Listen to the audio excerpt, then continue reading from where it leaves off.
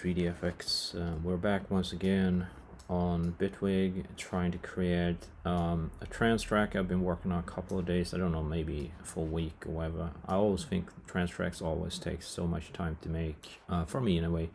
They always tend to be more complex than all the songs I make, like normal EDM songs. But that's how it is, and it's supposed to be a little bit more layered and whatever you want to call it. So I was sitting here struggling a little bit with this over here. We have a little bit of a piano going on right over here. So what I'm gonna do, I'm gonna loop this section on so you can hear it. And go inside.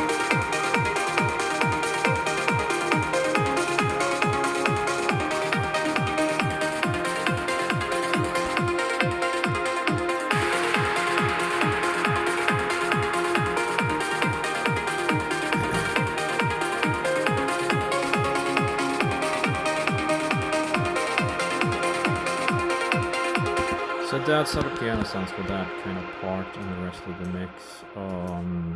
We're trying to create some variation here because I already kind of made the fundamentals of this trance song. So it's basically done. Or not really, because it needs the volume mix and it needs, in my opinion, before I do the volume mix, I want to do some more tweaks to it so it kind of can feel a little more variation in it, because it's always hard to kind of get in variation in any kind of song, actually. Sometimes, especially for me, I'm autistic, so maybe that plays a role, I don't know. But anyway, have the Asperger's. So anyway, what we're gonna do, play from breakdown sounds like this. That's pretty sweet. There's something coming here. And here's the build-up.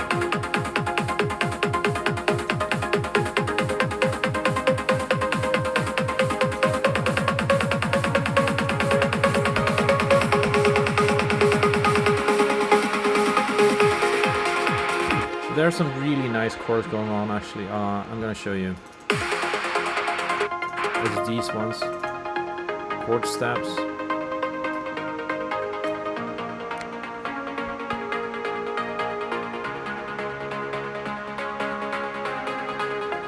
So the thing is this. The basic chord goes like almost here is one, and the second harmony and the third. So it's something like that. But on top of this, we're playing a melody, which you could do sometimes, and you can see the melody right over here basically, which makes this nice little melody kind of a little bit more varied when it comes to chords. Sounds like this. Let me try to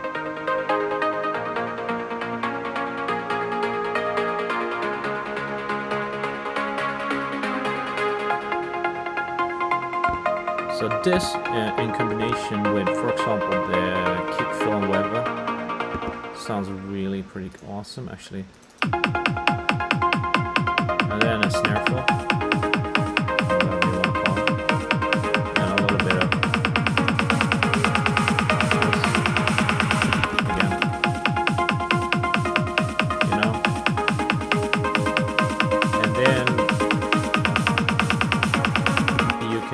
a piano tonk, which I have right over here. I call it that. Kind of give it a bit plucky feel, you know. But it's not volume mix, so it doesn't sound good. But and so that's how that sounds. And then when you add the linear digital, whatever you want to call it, right down here, you have this one. So it's really starting to sound like trance, if you know what I mean. Then we have the drums. We don't really have them anymore. And trying to speed it up.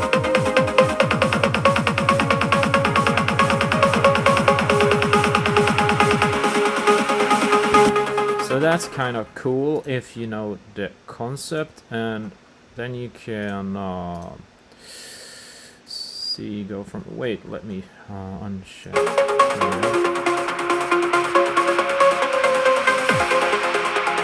This is with the drums. Not a lot of, just a couple of hi-hats.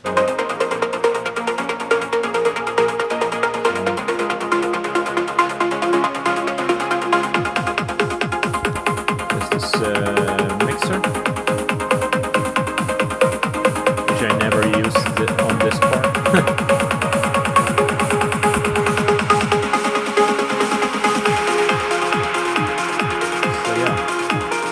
But it's a little fall short when the chorus comes here, so it's a little, I don't know, I need some more groove or whatever.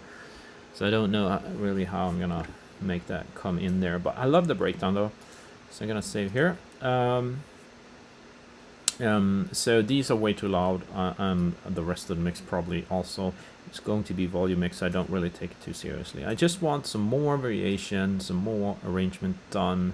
Some micro tension called, you know, in the professional business they call it that. So I want some more tingle tangle going on before I start the volume mixing. I kind of feel whenever I start volume mixing, I'm pretty much done after that. So you could do, I mean, like EQ and whatever, but it's kind of a lot of EQ'd already in some sense.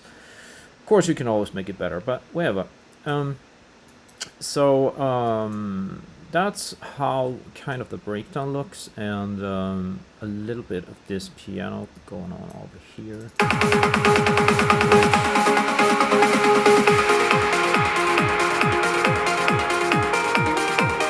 So you can try it without, it works. But the thing is, I want to bind these together so sound more cohesive somehow, and I feel like I need something there. So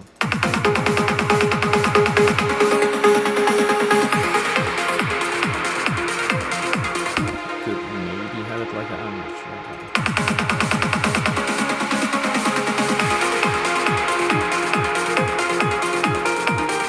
So a piano creates a little bit of a drive. You should probably maybe have it a little lower there, actually. So yeah, anyway, putting this one on over here. See how long we can have it before it sounds too repetitive.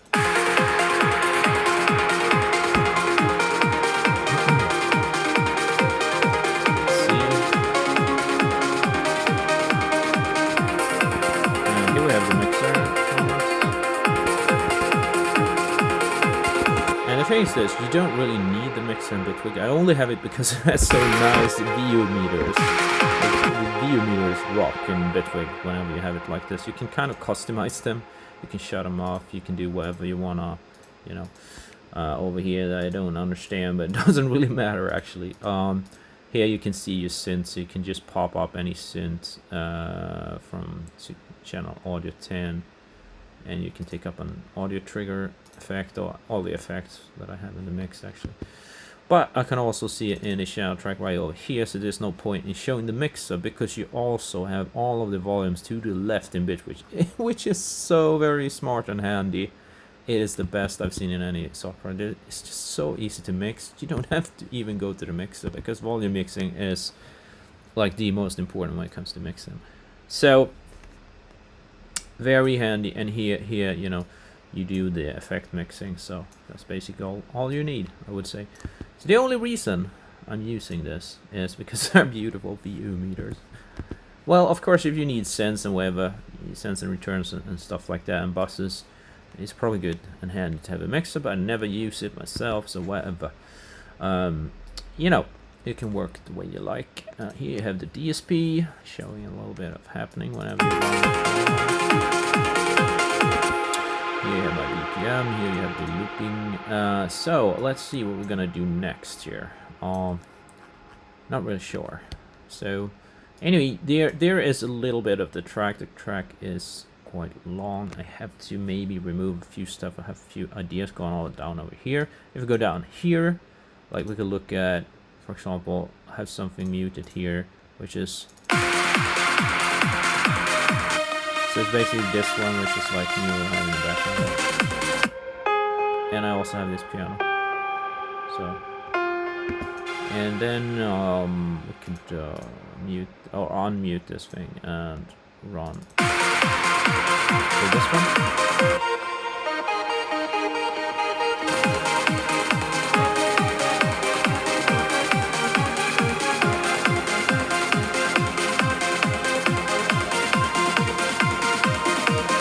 You know what I mean. It's a cool sounding synthesis on that, but it gets a little heavy and it muds up a little bit, and I'm using chords here.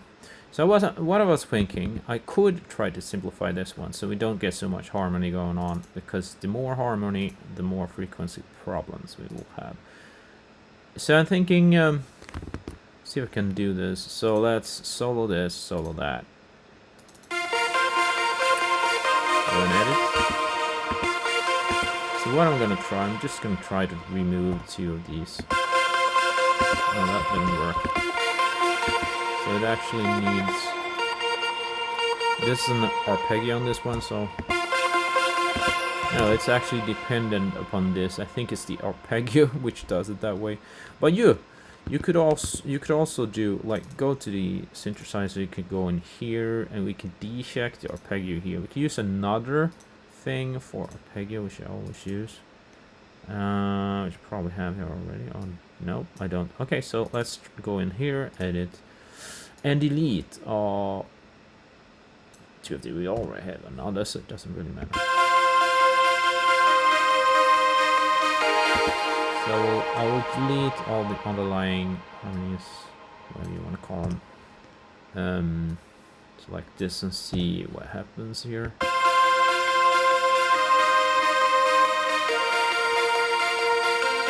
Just kind of checking the rhythm.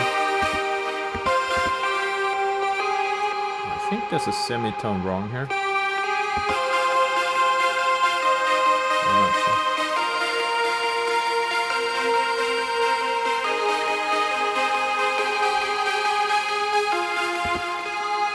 So let's just do it like that. Okay, so for now, what I'm gonna do, I'm gonna go inside of here, take another A1 trigger gate, put some rhythm on it. Let's see.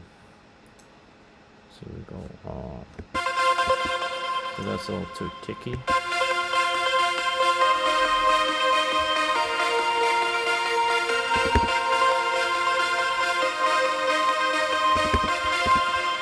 see if we have.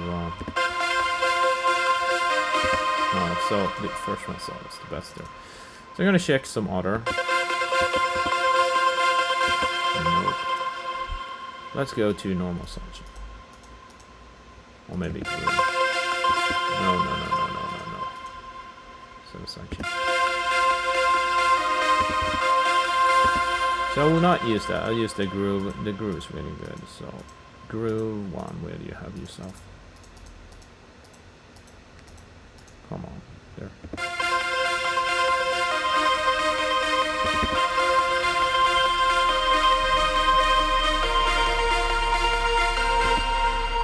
What's going on? Wait. Okay, there's the garbage truck picking up garbage. So we're bassy. Alright, so anyway, what I'm gonna do, I'll take this off. Moving over here.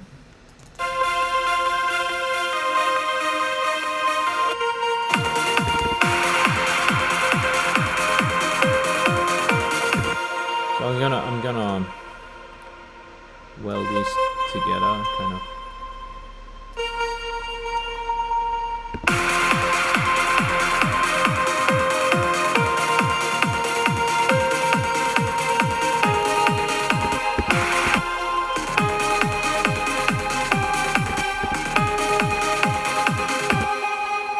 Let's have another note.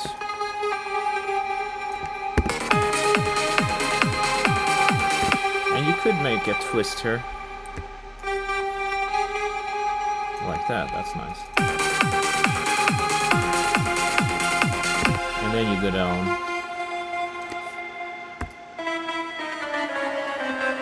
To a C.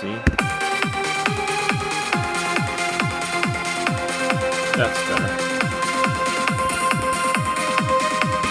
So let's cut this, and let's have this over here. And I feel this one is a little harsh sounding, so we'll go into a solid one, and we'll... Okay, one grows on. Okay, how am I gonna make this sound? Okay, we can dampen this key track some.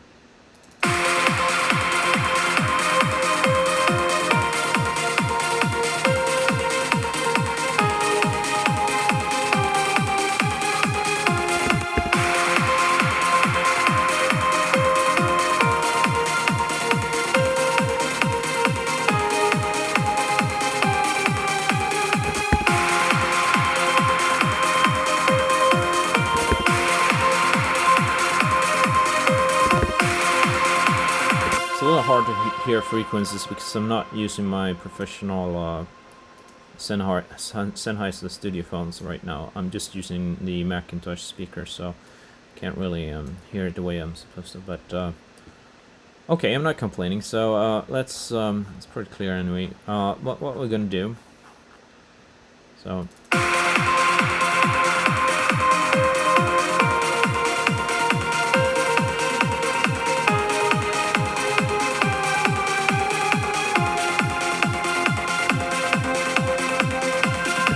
And you could probably also.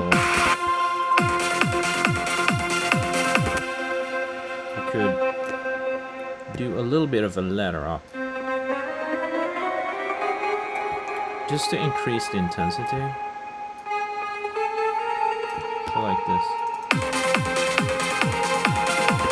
Okay, let's try. I'm not sure this is.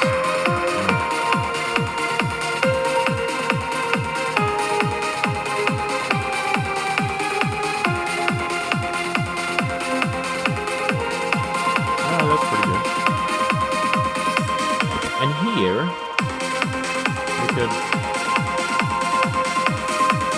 you could vary this by put in another note, like, let me see, like this. There we go.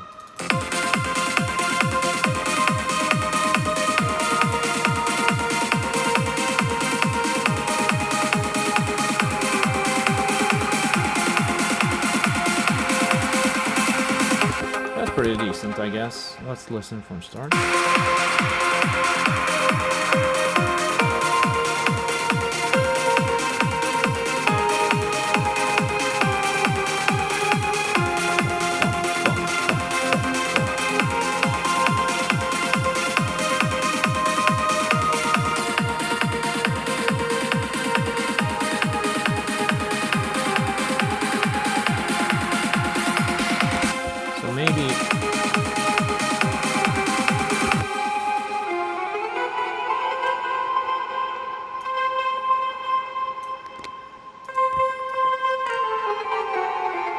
Like this.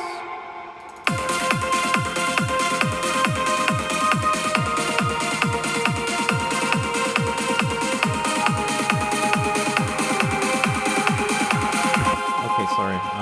Timing is wrong.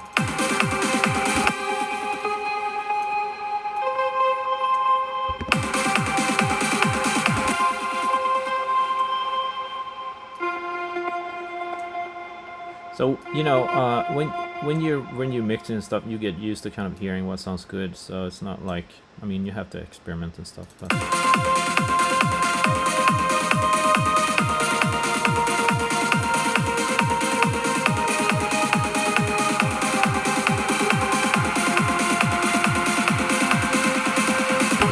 now that's pretty decent. That's I'm gonna call that pretty.